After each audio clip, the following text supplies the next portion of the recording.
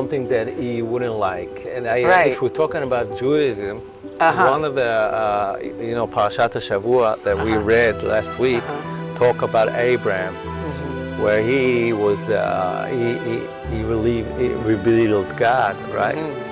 And God tells him, listen, leave your town, leave your country, leave everything. And he doesn't ask any questions. Where do I go to? Yes. What do I put on my ways? How much package do I have to? He just goes. Why does he go? Because God told him. Why? Because once he understood that God will take care of him, then he says, hey, I don't have to worry about anything. So to understand Abraham Avinu, just look at a horse. When you put a saddle, he doesn't know if you're taking him for an hour, 2 hours, maybe you will ride for 8 hours, maybe you ride just around the block and come back. You're a good person and you take care of your animal, of the horse, then he would just submit. He would say, wherever you want to go, I'm with you. I have the strength. You'll bring the mind, and we'll walk on the soul. That's right. And he wouldn't do anything that he wouldn't want to, because if you ride and he doesn't want, he'd just pop you up. That's right. And you look. Yeah. He's submitted. He's totally. He's like, wherever And you want me to go. forward, and he's relaxing. Shalom and welcome to another episode of the Real Israel podcast with me, your host, Chaim Malespin. I'm here at a horse farm, a very special one, with horse trainer, Itzik Horowitz. And are you a horse trainer? Above all, yeah. Yeah, I know that you have a real sixth sense. People talk about the five senses. We have a sixth one, which is almost like Dr. Dolittle, speaking to horses, having a connection with horses. Now, I understand we're in a very tough time in the history of Israel. There's about 20% of our population, about 2 million people are experiencing PTSD symptoms, and it's even grown. 2024 was less, and now in time of this filming, 2025, it's 500,000 more, with some 70,000 people looking for help in some way. What can you tell me about how horses, equine therapy, works with people? Okay, so regarding horses is a really special animal. Well, actually, you do therapy with all kinds of animals. You could do with elephants, you could do with dogs. Especially myself, I do with horses. A horse is a unique animal that being such a great big animal, very, very sensitive, very sensitive. In EQ, you actually work, the IQ is not that high, but EQ is something else. Meaning, first of all, to understand the idea of horse is a predator, a prey animal. The senses that they have to survive are very, very wide. Okay. They sense everything. Okay. We speak with horses, not language. If we're in Israel, we won't speak with them Hebrew. If we're in Spain, we don't speak Spanish. And if we're in England, we don't speak English with the horses. We speak pressure and release through body language. Right. I owned a horse when I was young, 15-year-old, before I made Aliyah to Israel, and I would use just my knees. I wouldn't even use a bit, literally just my knees, and the horse would listen to me. That would call a body language. Yeah. Okay. Being a prey animal, the horse really needs to, for him to survive, they have to have they have to feel safe, and you have to provide that safetyness through some kind of misgeret. How do you say misgeret? Yeah, like a structure, a protective structure. And getting them to confident, self-confidence enough to listen to you. Right. Yeah. So a horse basically weighs almost a half a ton, and we ourselves, I weigh around 85. Ooh. So physically, it's not a fair game. If I'm 85 and he's a half a ton, so we know who's stronger. Yeah. So what's going on there that me, a little guy, can control such a big animal? So actually, we control the animal. Controlling is not the right word, but communication. Communicate too, yeah. Communication. We have like an idea of friendship. The only place where you find horsemanship, you wouldn't find elephantship, dogship. The only place where you can actually use the communication is around the horses, through the horsemanship. And the horsemanship is a connection where you bond with the horse through emotional. You come with the emotional because to the horse, he looks at us as a predator, and he's a prey. When we sit on a horse, that's the picture. I gotcha. That's the picture. So how do you? What makes him become really calm? Well, we kind of are different than the lion. Right. Because the lion, if he's really hungry, he would eat his cubs. After a month, if he didn't eat. Right. I wouldn't eat my cubs, right? I Right. wouldn't eat my children. So the communication, the tzia, the line that we work on, Right. I come with something that I'm very strong, much more than the horse, which is my brain. Right. Because the horse's brain is not that high intelligence. Is it kind of like a 5-year-old sort of level, maybe? Yes, Something like 5, maybe even 4. Okay. And when we come with something more mature and sense and give confidence to, then you actually can make some kind of a connection. Right. When the soldiers that I'm also a soldier having served since the 7th of October consecutive deployment. And so when we hear that there's about 90,000 cases that is projected of post-traumatic stress disorder, you really think that this connection can, 2 ways, you're talking about going towards helping the horse to feel secure. You think it can help a human to feel secure? Yes, I'll tell you Wow. why. In just the idea, meaning PTSD, when he's traumatized, when he's kind of he's down, he's Right. very חרדתי, how do you say חרדתי? Yes, filled with emotional, what is that called? Yeah, charadot.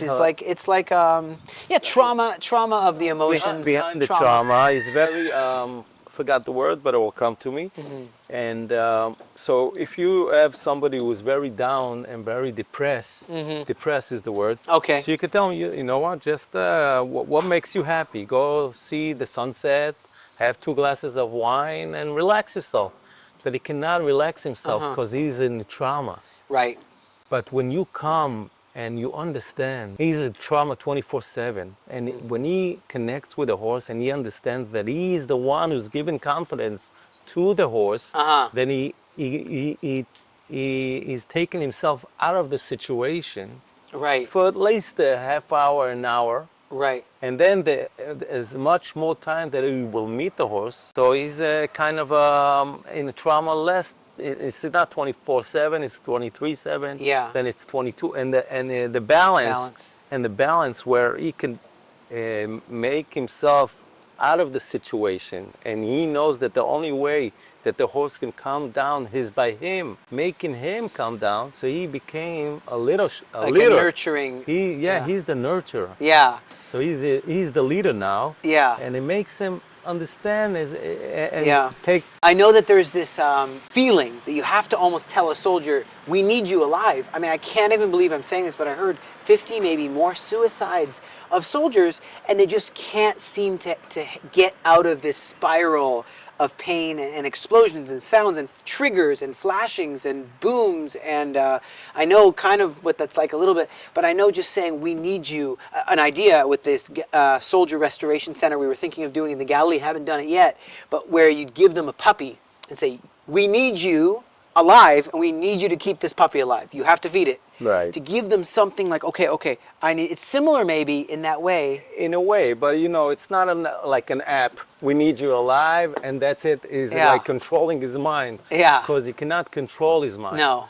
But being Caregiver. around the horse, taking care of a horse, and understanding that he's the one that's getting the confidence through you, and the horse actually senses not only the feeling, he senses what the person near him feels, and he's not shiputi. How do you say? He's not judgmental.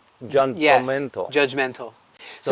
All of those makes the soldier or just a person wanting to be around a place where it's not judgmental. It's not like, we need you. Right. He doesn't need anything. He wants you to be yourself. He accepts you as you are. Yeah. That's a ticket going into a meeting, the horsemanship. That's the first ticket. The smarts of the Horsewitz. And I know that, what is Anita Shakedi and she talked Anita about this. Shkedi, right. Anita Shkedi, wasn't she one of the founders of this horse equine therapy in Israel? She wrote books about that. Okay. And I myself, I learned from a person just like Anita Shkedi, which is she's called Daphna Okay. Schwartz, and she brought into Israel the Igala. Igala is Equine Growth Learning Achievement Association. Igala. Okay. With the army, with the war, Iran, Iraq. Yeah. Where the American soldiers were wounded, they found out that over there a horsemanship and a psychology work with a group of soldiers and groundwork with soldiers. You don't have to ride the horse to understand that there's really some kind of a connection, a bond, something that can make you accept yourself as you are and let it take it time by time. And Yeah, I was going to ask you if you have to ride because some people are missing limbs. It's kind of hard to control the reins with one hand if you're missing a limb, but you can do it. But you don't have to ride. You can just. yes, and even if you're missing a limb or something, once the horse calms down because you make him calm, Yeah. and you feel that the pace that he makes can be controlled, and even without, he's becoming your legs. Right. He's your legs. He's your legs. Now, is this gibor le gibor, hero to hero, connecting a horse with a hero of Israel? Is that what your program is mostly about? The pairing? No, not. Who do you call a hero? The horse is a hero? I mean, a hero of Israel, a man that served in the army, connecting with a. Yes. So, what is the gibor le gibor, or is that No, that's a mentorship? Yes, Okay. it's a mentorship. I'm actually not founder. I don't really know the program, but I know some, at least soldiers that come to me. They don't even like us.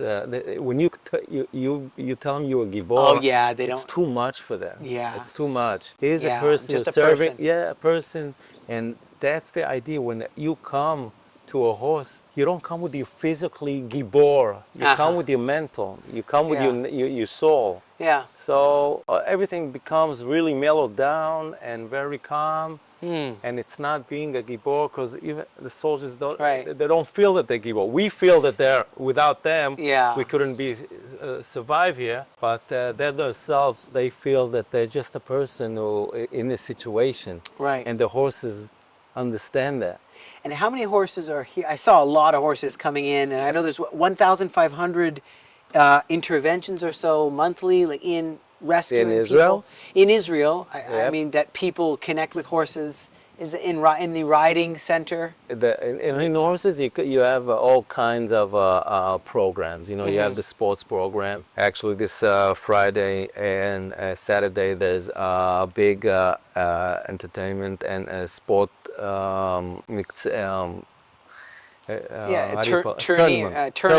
tournament. Yes, of reining.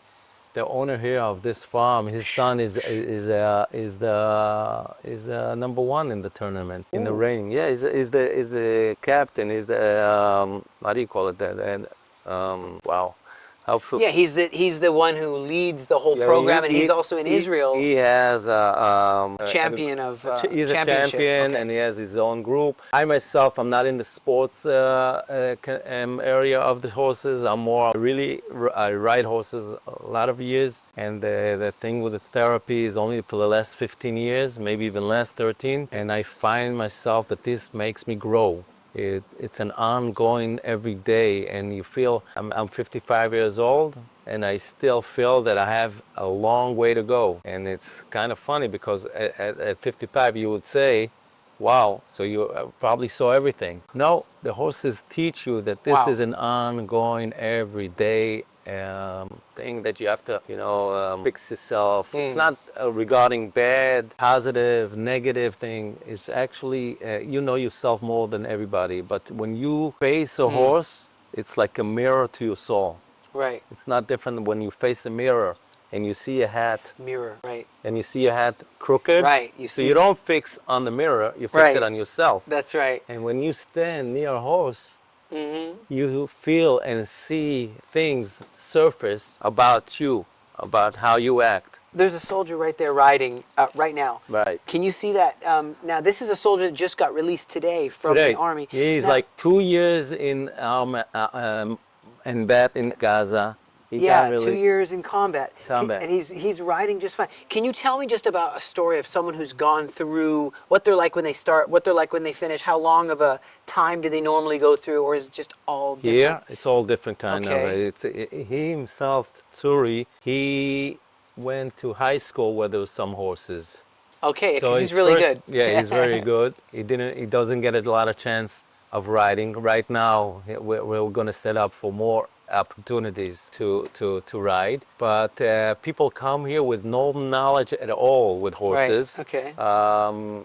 Not only soldiers. Yesterday, I had a girl soldier that she had no knowledge at all, and she's like riding after 2 years.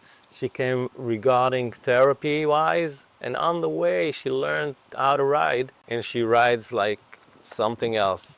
So it doesn't. You don't have to come with experience, and you don't have to ride in order to grow yourself. The horses they make you grow. Is that the right word to say? Yeah. They make you bigger. Yeah, They- they they- advance you. They develop your They de- soul, your they spirit, develop your you. resilience, Yes, yes. your worldview in many ways. That it's not all the sky is falling, or the missiles are falling, or the bombs are falling, but it's, hey, take a breath and feel the wind in your hair, and that's amazing. Now you've seen people that have had success, like they've come from like traumatic, and you've seen them come out the other side after a week or two or a month or Yes, and they, more than a week or two or a month, more. But sometimes they have their falls. But 100% people come here with faces down, just sitting here in a natural yeah. environment, Yeah. and not around all the rush life that we have. Yeah. That itself is like the 2 glasses of wine seeing the sunset. Add that to an animal who's so sensitive and doesn't speak a lot, but he speaks a lot Uh-huh. through kind of body language. So what I'm going to say is, let's just go into quickly the therapeutic riding, just some of the technicalities. Okay. So you have leading the horse. Right. Is that you start out by leading, walk around. Okay. Then you start out by what? Laying on the back. You can even start by looking at them, how they Okay. react around themselves, Uh-huh. that they have a kind of a bond with the horses are herd. Is that what did you say? It's a herd animal? Yeah, herd, Right. pack animals. Packed herd, animals. Yeah, they go in. Packed animals is minimum 2, and it wouldn't be like 100 or 50. Mm-hmm. It would be like a 7 or 8, just like a bound family. family, yeah. A family. They can they cannot have like another 20 horses with them. They're very, like I said, very garini, very Yeah, their core nature is coordinate, family. and there's a really nucleus. like who's the mother, who's the Right, father, right, nuclear who's the family, oldest, yeah. nuclear family. And believe it or not, when you have a herd animal, you would think that the alpha is, Right.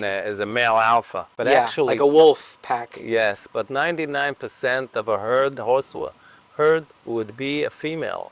Huh. How is that? Because being half a ton muscle, male or female, the strength is basically the same. And it's not about strength here. It's about sensitive. And what can you do? Female are more sensitive than male. So she would always be the leader. She would know how to go. So we could start by looking at a herd. That's the Right. first. And understanding how they think, how they act. You could come about brushing a horse, and you don't brush it because Shoveling the poop. and it's not because shoveling the poop and cleaning the legs, and it's Yeah. not because they understand that you're right now you're brushing him. It's actually what's going on with you when you brush. When you brush, you relax. You're you want to caring. do good. You're caring, being caring and do good. That's what the horse wants to be. I bet there's people who can't receive a hug even because they're so traumatized. They can't even receive a hug from another human, but they can receive a hug from a horse. They can. Yes, a horse Care- doesn't yeah. actually hug you because Yeah. he can't, but he would show you the way Uh-huh. that he would like say, he's comforting you. The way he comforts you, you could see on his body language Yeah. that he's all there with you. He understands you. And it happens after like a couple of meetings, Yeah. things start to surface and then you could, like you say, take a horse from one place to another place and seeing that you're the one he's walking, and not because you're full of muscles. Right. You don't pull him. He wouldn't go if he wouldn't want to. He Right. goes because he feels that he's going to a good place where it's, You know, I know that when people go to psychiatrists and there's a lot of talking, the psychiatrist sits on the chair and says, and writes down. Some people just can't connect with that. They just feel, I don't want to talk. I don't feel like talking. I don't feel like hearing this person. What does this person even know about me anyway? Maybe we just skip all that. And I mean, maybe there's something here that we haven't really tapped into. Would you think that this might be more effective in some ways than just... So I can tell you something that a soldier once told me. He came in a really bad day, and we went like 2 or 3 months. We were like going up the ladder, up, and he had like a falling situation. And we decided just to sit down here in the manege, horses around us, and just speak about whatever he wants to speak about. One of the things that he said, that when he sits with a psychiatrist or a psycholog, Yeah. so he feels that he's actually telling him, like you said, what he learned at the academy. Yeah. And when you tell him, and when the horse tells him who you are, it's okay. Your situation is not that simple because you got injured in an combat, but you're normal. You're normal. And he gets that. When you tell people they're normal, that's when they hear, because they think that they're not normal. Yeah. It's very sad, and they have to do a job. And a person who lost all his money is also normal, and a person who got divorced is also normal. But the situation is something that he has to come above. And sitting with a horse and just accepting who you are, that itself, regarding your question, how is it with you sit with the psychology? Yeah. First of all, accept me as I am, no judgment. Yeah. That's the ticket in. Yeah, I guess I'd say for me being here feels I'm also a soldier since the 7th of October. Explosions, Black Hawk helicopters, bombs, detonations, missiles, mortars, graves, and so on and so forth. And heavy machine guns, light machine guns, sharpshooters, bullets, death, and so on. I'm very interested now to hear a little about you and how you got to this yourself. Did you serve also in the Army? I served. I finished my service around 13 years ago. I'm 55. I ended at around 43. I served in Golani. We have the David, the owner here, also is from Golani. My sons are in Golani. Okay, good. My son is in Seret, Golani. Golani, Golani Shali. Yeah, but I came about the horses not on because of the army, and I came because I saw that the horses are much. They help me be a better person outside not inside the manege, outside wherever I go. You mean the corral? The corral. The corral. Okay, yeah. It could be with being a better person with my friends, being a better husband. Right. Being a better father, being a better grandfather. Oh. Yes. And it makes you very לדייק אותך. How do you say לדייק אותך? To in a more exact way, to improve you. Improve you. Improve you. Improve you. And then we're talking about improvement, meaning it's an ongoing thing. It's not that hey, I want to improve myself. Okay, I'll take a nap. I've achieved. Okay, improve me. Yeah. It doesn't work that. It's a hard work. Yeah. And through the horses, regardless of the army, regardless of my dad didn't always believe there is a God, a Jewish family and everything, but when he saw an apple was just the size you can hold in your hand, a horse is like just the perfect kind of build for humans to. Maybe God made horses and us to be able to ride, and the connection is not like an apple's as big as a house. A horse is as big as a skyscraper. Right. That wouldn't be so conducive. But it works all like almost it was made for us to ride on them. And they don't mind us riding on them. They even like it, maybe, the horses, right? Sometimes.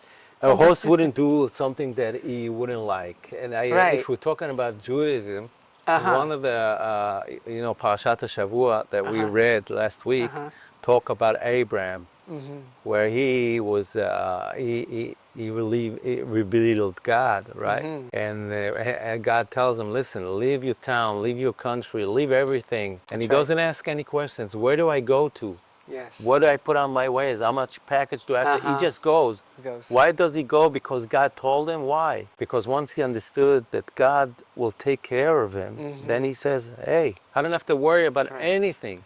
So to understand Abraham Avinu, just look at a horse. He, when you put a saddle, he doesn't know if you're taking him for an hour, 2 hours, maybe we'll ride for 8 hours, maybe we'll ride just around the block and come back. If you're a good person and you take care of your animal, of the horse, then he would just submit. He would say, wherever you want to go, I'm with you. I have the strength. You'll bring the mind. Yes. And we'll walk on the soul. That's right. And he wouldn't do anything that he wouldn't want to, because if you ride and he doesn't want, he'd just pop you up. That's right. And you look. Yeah. He's submitted. He's totally. He's like, wherever and you want me to his ears go. are forward, and he's relaxing. And he's relaxing, and he understands that Suri is sitting on him, and he will tell him, listen, go back, go forward, go right, go left, whatever you want, master. Not in a bad way. In a good way. Yeah, so as we summarize and wrap up, I know that we're dealing with a real plague almost, a PTSD. Yes. I don't think Israel's ever had to on this level that I can think. Well, we had the 6-Day War, we had the Yom Kippur War, we had War of Independence, we had, I was in Second Lebanon and so on. But I just feel there seems to be more than I've ever seen in my lifetime here. And we got to deal with it, and you're on the forefront of that. So thank you so much for that. Yes. And anything that people can do to help, we'd love to be a help to you as you're doing a holy work to save lives, really, save lives. That's the idea. Being a better person, do something for the other. That's what the horses do. They do better. They bring good to the world, and we need some good here. I can say also, I had such an experience as a young boy. I owned a horse as a young boy, 15-year-old, before I made Aliyah in America. And when we had to sell this horse, I'll tell you, it was like losing a family member to selling this horse. And Absolutely. It's a weird thing to explain. I could come here every day. I don't have to ride. I just look at him, wash him, clean his room, and care about him. It's like if a person wants to buy a horse, first of all, you should buy 2 horses because they cannot stay alone. Yeah. They need another friend. And you got to know that this is like a baby. You cannot buy one diaper and say, I'll change tomorrow. You got to be there for him all the time. You just don't throw them out. This is much more than that. Thank you for your father's heart in these times. May God bless you. Thank you. Thank you. I just want to take a minute to say thank you from the bottom of my heart, from the bottom of our hearts. This is the time of year when charities raise almost all their budget for the next year. And without your generosity, all of the impact on all of the lives here in Israel would be impossible. The IRS needs their tax payment. But we are a 501c3 registered charity in the United States, and we do provide that tax-exempt receipt. Friends, from Israel, Toda Rabah. Thank you so very much.